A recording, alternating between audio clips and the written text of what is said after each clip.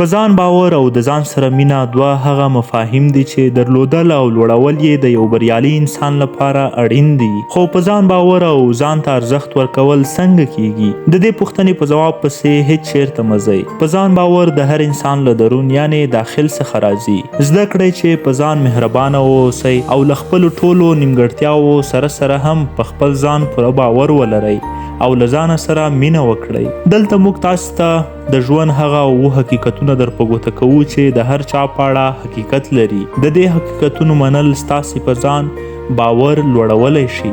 د فکر یوټیوب چینل څارونکو السلام علیکم. هیله دا ویډیو تر پایه وګورئ او چینل در سره حتما سبسکرایب کړئ. لومړی، ځان ګرانښت. ځان ګرانښت غرور نه بلکې اړتیا ده. ځان په هر چا ګران وي او دا غرور نه دی بلکې د روغ او خوښ ژوند اړتیا ده. د خپل ځان، روح او ذهن سره مینه وکړئ. د نورو سره له مینې وړاندې لومړی په ځان ورحمیږئ او له ځانه سره مینه وکړئ. که تاسې د ځان سره په مینه کولو نه پوهیږئ بل چاته هم مینه نشئ ورکولی.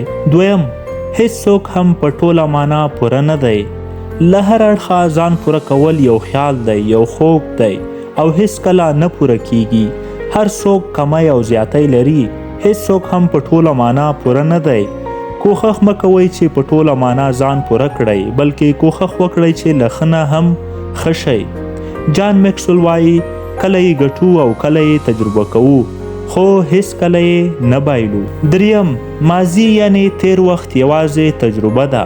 هیڅکله هم ځان مه ملامتوئ چې تاسې پرون یا هغه بله ورځ بایللې. پرون و او هغه تیر شو. له هغې څخه یوازې زده کړه وکړئ او نن هڅه وکړئ چې ویې ګټئ. زه د خپل راتلونکي په وړاندې مسؤل یم او زما راتلونکی په نن پورې تړلی دی. زه خپله د خپل ځان د خوښ ساتلو مسؤلیت لرم. څلورم، نور خلک زموږ په اړه څه فکر کوي؟ په دې اړه اندېښنه د وخت ضایع کول دي. که ځان هر څومره ستړی او ستومانه کړئ خو ټول خلک نشئ خوښ ساتلی. دا چې خلک زموږ په اړه څه فکر کوي زموږ پرې هیڅ کار نشته. د دوی فکر موږ ته 1% تاوان هم نشي راوړولی. د دې لپاره چې تاسې د خلکو خوښ شئ او تاسې په همدې موخه د هغوی زړه وساتئ ډیر ناسم کار دی. همدا اوس دا کار پرېږدئ. د ځان خوښ ساتل مو خپل مسؤلیت وګڼئ. پنځم، کوم کار مو چې نه خوښیږي مه یې کوئ. هغه کارونه چې ستاسې نه خوښیږي مه یې کوئ. همدې ته د ځان خیال ساتل وایي. ستاسې وخت ستاسې ژوند دی. وخت په خپله خوښه په هغه کارونو ولګوئ چې زړه مو غواړي. ژوند په خپله خوښه وکړئ او بل څوک خپل ژوند ته مه راپرېږدئ. شپږم، د نورو سره له بېځایه سیالۍ او مقایسې تیر شئ. د نورو خلکو په لاسته راوړنو زړه مه بدوئ او مه هم کوښښ کوئ چې د نورو خلکو په څیر شئ. د نورو خلکو سره ځان مه مقایسه کوئ. یوازې همدومره وکړئ چې په خپل ځان کار وکړئ او کوښښ وکړئ چې په ځان کې مثبت تغیرات راوړئ.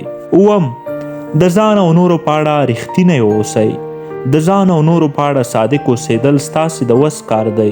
هیڅکله کوښښ مه کوئ چې ځان هغسې وښیئ چې اصلا نه یې بلکې ځان داسې وښایه چې یې. خپلې خوښۍ ولټوئ. هیڅکله هم خپلې خوښۍ په نورو پورې مه محدودوئ.